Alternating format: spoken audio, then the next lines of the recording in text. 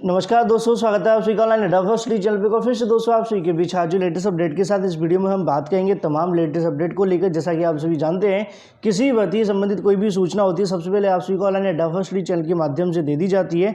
उसी क्रम में इस वीडियो में हम कवर करेंगे तमाम लेटेस्ट अपडेट। वीडियो को लाइक और शेयर करना बिल्कुल ना भूलें, साथ में चैनल को सब्सक्राइब कर लो, बेल आइकन को अवश्य दबा लें। चलिए दोस्तों वीडियो शुरू करते हैं। अगर आप किसी भी एग्जाम की अच्छे से प्रिपरेशन करना चाहते हैं तो सबसे इंपॉर्टेंट चीज है टेस्ट सीरीज लगाना।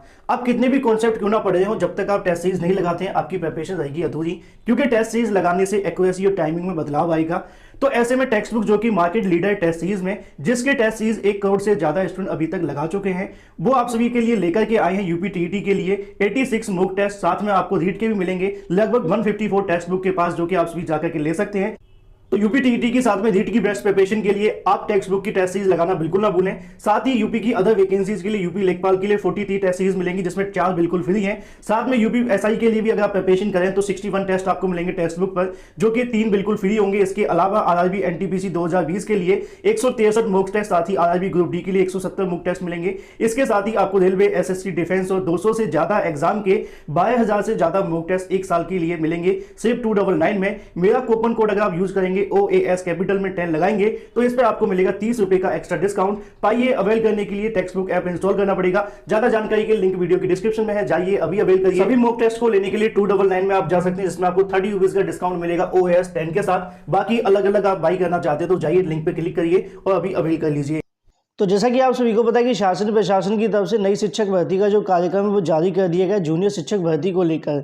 लेकिन ऐसे में जब से ये कार्यक्रम जारी हुआ उसके अंदर 2-3 चीज़ें इस प्रकार देखने के लिए मिल रही हैं, जिसको लेकर आगामी समय के अंदर आपको जो बदलाव है वो देखने के लिए मिलेगा। लेकिन ऐसे में अगर बात की जाए यूपी टीईटी कार्यक्रम को लेकर, वो भी काफ़ी ज़्यादा महत्वपूर्ण हो जाता है, चूँकि आप सभी को पता है कि यूपी टीईटी ना होने की वजह से बहुत सारे अभ्यर्थी इससे बाहर होते हुए भी दिखाई दे रहे हैं। तो ऐसे में जानकारी देखने के लिए मिली यूपी टीईटी के बारे में आप सभी को दिखाना चाहूँगा।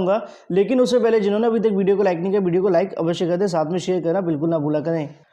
तो यहाँ पे दोस्तों आप सभी को देखने के लिए मिल जाएगा टीईटी के लिए। अब अगर बात करें पीएनबी के माध्यम से तीसरा जो प्रस्ताव है वो भेजना होगा। जैसा कि आप सभी को पता है, इससे पहले 2 प्रस्ताव भेजे गए थे जिसमें परीक्षा करवाने का पूरा कार्यक्रम जारी किया गया था, लेकिन शासन प्रशासन की तरफ से कोई मंजूरी देखने के लिए नहीं मिली। अब ऐसे में जूनियर का विज्ञापन जारी हुआ, उसके अंदर भी लिखा हुआ था कि यूपी टीईटी 2020 बाद में करवा लिया जाए। उसी क्रम में अगर बात करें उत्तर प्रदेश शिक्षक पात्रता परीक्षा 2020 अब जुलाई में होने के आसार हैं, ऐसी जानकारी देखने के लिए मिल रही है।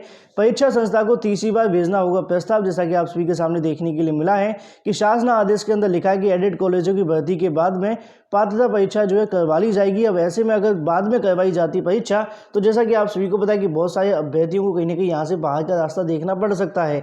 हालांकि इसको लेकर भी फैसला होना बाकी कि शासन प्रशासन की तरफ से किस प्रकार चीज़ें देखने के लिए मिलेंगी।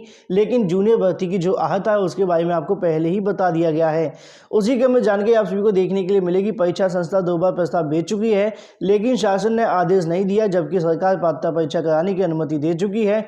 उत्तर प्रदेश के बेसिक शिक्षा परिषद प्राथमिक विद्यालयों के अंदर जैसा कि आप सभी को पता है कि यूपी टीईटी होना है, लेकिन परीक्षा नियामक अधिकारी के माध्यम से अगर बात करें दिसंबर 2020 में प्रस्ताव भेजा गया था, जहां पे 28 तारीख को आपके जो आवेदन है वो शुरू होने थे। उसी क्रम में आप सभी को पता है उस बैठक के बाद एक और फैसला देखने के लिए मिला, जो कि आप सभी को देखने के लिए मिला था कि 22 जनवरी से आप सभी के जो आवेदन है वो होंगे, 7 मार्च को परीक्षा करवा ली जाएगी।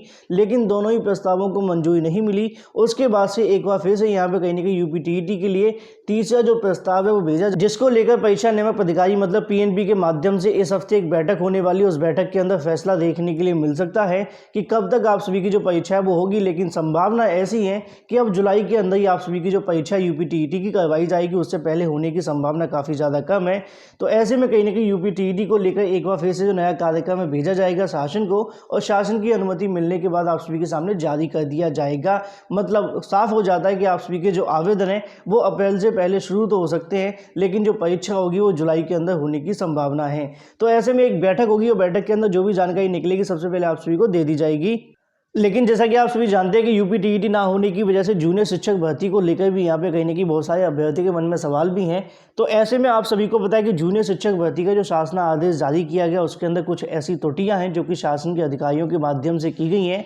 अब ऐसे में उसमें जानकारी देखने के लिए मिल रही है कि नया शासन आदेश जारी किया जाएगा, तो उसके अंदर क्या क्या बदलाव देखने के लिए मिलेंगे, कब आपकी जो आवेदन परीक्षा होगी उसको लेकर हम बात करेंगे। उसी क्रम में यहाँ पर भी आप सभी को देखने के लिए मिल जाएगा यूपी टीईटी पास अभ्यर्थी के लिए बड़ी खुशखबरी है। जैसा कि आप सभी को पता है, काफ़ी लंबे इंतजार के बाद में जूनियर शिक्षक भर्ती देखने के लिए मिली है।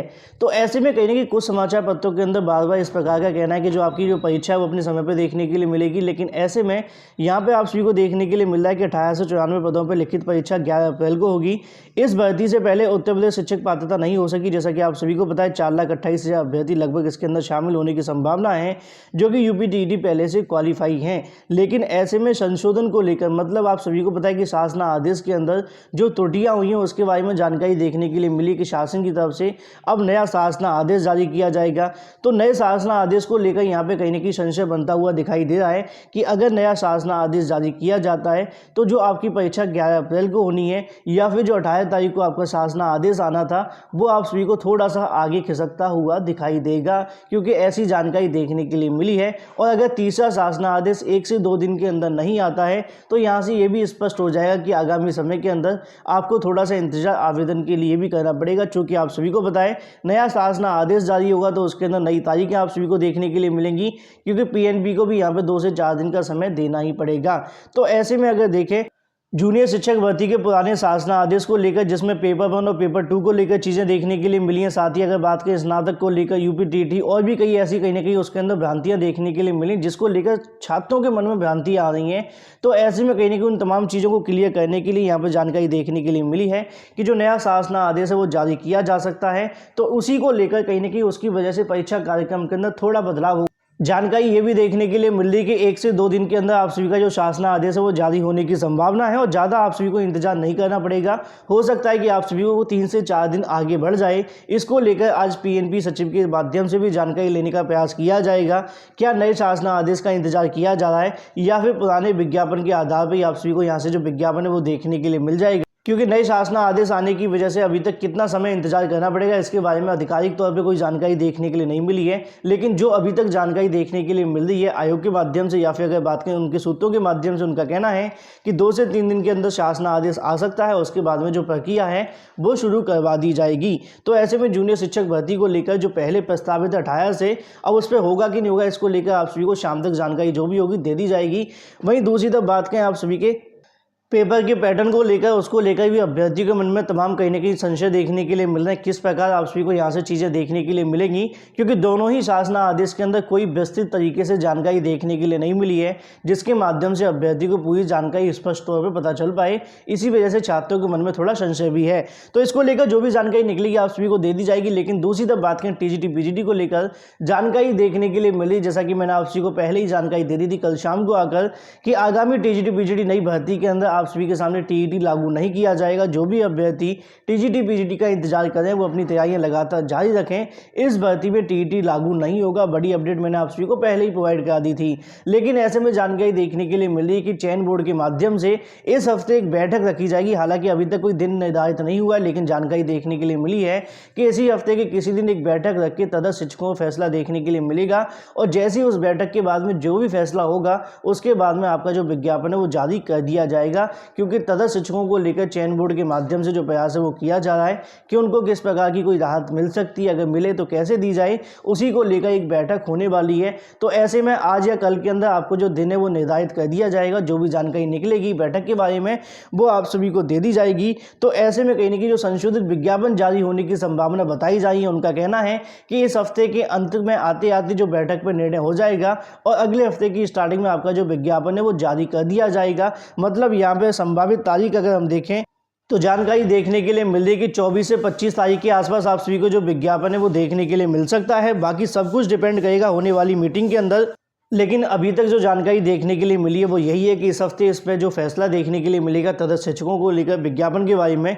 और अगर सब कुछ ठीक रहा तो अगले हफ्ते की स्टार्टिंग के अंदर आपका जो विज्ञापन है वो जारी कर दिया जाएगा, जो कि 24-25 के आसपास देखने के लिए मिल सकता है। बाकी जैसे ही मीटिंग की तारीख निर्धारित होगी सबसे पहले जानकारी आप सभी को ऑनलाइन अड्डा फर्स्ट फ्री चैनल के माध्यम से दे दी जाएगी। वहीं दूसरी तरफ बात करें 69,000 को लेकर, जैसा कि दोस्तों आप सभी को पता है कि 69,000 के बारे में लगातार आप सभी के सामने थर्ड काउंसलिंग को लेकर अभ्यर्थी इंतजार कर रहे हैं।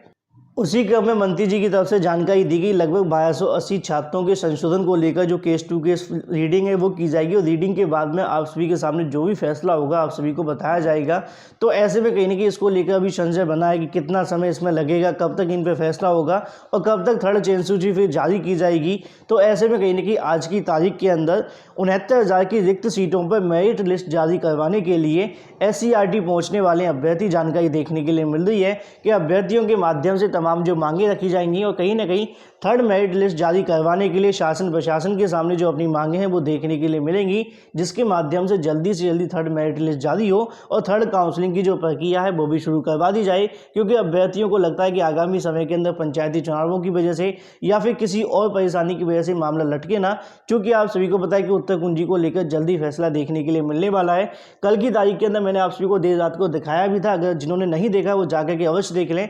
बहुत सारे फॉर्म्स के माध्यम से, जैसा कि आप सभी को बताएं कि पहले आपका ऑर्डर 15 को आने की संभावना थी, लेकिन 15 तारीख को ऑर्डर ना आकर अब जो कहीं ना कहीं स्थगित कर दिया गया। जैसा कि आप सभी को बताएं क्योंकि 15 तारीख को मतलब कि आज कोर्ट के अंदर हॉलीडे डिक्लेयर कर दिया गया है। अब क्या ऑर्डर 17 तारीख को आएगा, हालांकि अभी तक कॉज लिस्ट जारी नहीं हुई है और जब तक कॉज लिस्ट जारी नहीं हो जाती तब तक आपको इंतजार करना पड़ेगा। तो ऐसे में कहीं ना कहीं थर्ड काउंसलिंग के लिए, थर्ड मेरिट लिस्ट के लिए अभ्यर्थियों के माध्यम से SCERT में प्रदर्शन देखने के लिए मिल सकता है।